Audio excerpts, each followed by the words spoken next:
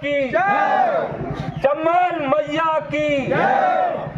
बंधुओं, हमारे जन कल्याण संघर्ष समिति के द्वारा अटेर क्षेत्र के विकास के लिए व्यापक तौर पर मूलभूत सुविधाएं जो हमारे लिए कई एक दशक से आजादी के समय से आज दिन तक इस अटेर क्षेत्र को जो मूलभूत सुविधाएं नहीं मिल पाई, उसके लिए हमारी जन कल्याण संघर्ष समिति ने क्षेत्र के लोगों के साथ मिलकर एक धरना प्रदर्शन और आंदोलन की रूपरेखा तैयार की है।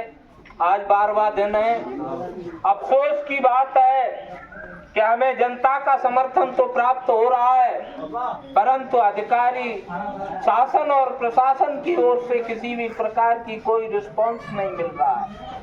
खेद की बात है कि हमारे विधायक जो वर्तमान में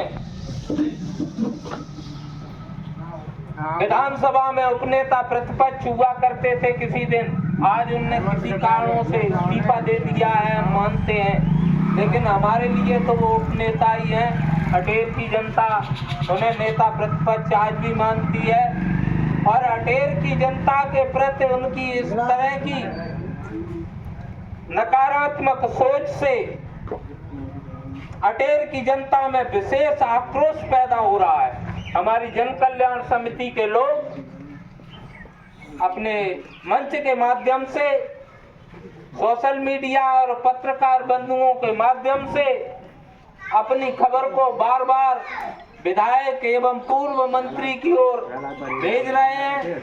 हम जानना चाहते हैं कि 12 दिन होने के बाद भी ये कैसी विडंबना है।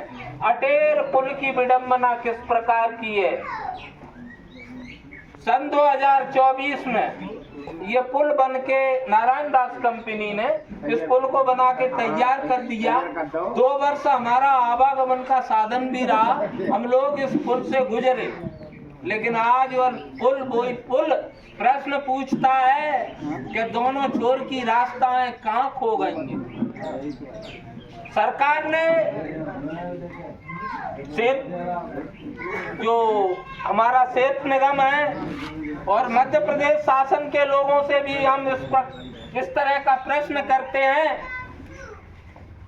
कि राष्ट्रीय वन्यजीव बोर्ड से यदि आपने मान्यता प्राप्त नहीं की थी तो ये पुल क्यों बनाया। वैसे भी अटेर क्षेत्र पर्यटन की दृष्टि से बहुत महत्वपूर्ण क्षेत्र है, अनदेखी का शिकार हुआ है, लेकिन आज विडंबना की बात है कि उस पुल को ही पर्यटक क्षेत्र बना दिया है। दूर दराज से लोग आते हैं और उसके दर्शन करते हैं, जो इधर उधर रास्ता न होते हुए बीच में मूक दर्श मात्र खड़ा हुआ है। हम पूछना चाहते हैं उन अधिकारियों से, हम पूछना चाहते हैं उस क्षेत्र के नेताओं से, हम पूछना चाहते हैं प्रदेश के पीडब्ल्यूडी मिनिस्टर से कि जब इस प्रकार का पत्राचार आप करते रहोगे तो हमें 10 वर्ष हो गए बिना रास्ते के, अटेर क्षेत्र के साथ इतना अन्याय क्यों। अटेर क्षेत्र की जनता जानना चाहती है कि जब पुल का निर्माण चालू हुआ था तो राष्ट्रीय वन्यजीव बोर्ड से आपने मान्यता प्राप्त यदि की तो उस प्रकार के कागज आप हमारे सामने क्यों नहीं लाते हो।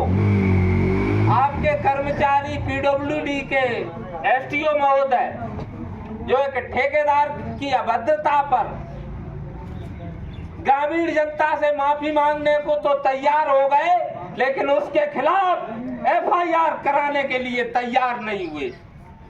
ऐसे भ्रष्ट ठेकेदार जो जनता में इस प्रकार का आक्रोश पैदा करता है, उस पर फौरन एफआईआर किए जाए। जनता मांग करती है, जनता प्रश्न करती है कि यदि 5 साल पूरे हो गए, जनता को इस प्रकार की शंका है कि यदि 5 साल पूरे हो गए तो नारायण दास कंपनी जिसने पुल को बनाया इसकी कोई गारंटी नहीं रहेगी, और 5 साल तक आप रास्ता नहीं बना पाए, उसके बाद ये दुर्घटना होती है तो उसमें कंपनी का क्या दोष रहेगा, उसमें शासन और प्रशासन का दोष रहेगा। हम अपने क्षेत्र के जनप्रिय पूर्व मंत्री माननीय डॉक्टर अरविंद भदौरिया जी से भी प्रश्न करना चाहते हैं कि आपने 6 पुल बनवाए, अटेर से आपकी क्या व्यक्तिगत दुश्मनी है क्या? अटेर के पुल के लिए आपने क्यों प्रयास नहीं किया? यदि प्रयास किया है तो दोनों ओर की रास्ताएं कहां गायब है? अटेर की जनता आपसे प्रश्न करती है। विधानसभा में उपनेता रहे हमारे क्षेत्र के विधायक माननीय हेमंत खटारे से भी जनता प्रश्न करती है कि विधानसभा में आपने इस प्रश्न को क्यों नहीं उठाया? आप आते हो, क्षेत्र में नौता खाते हो,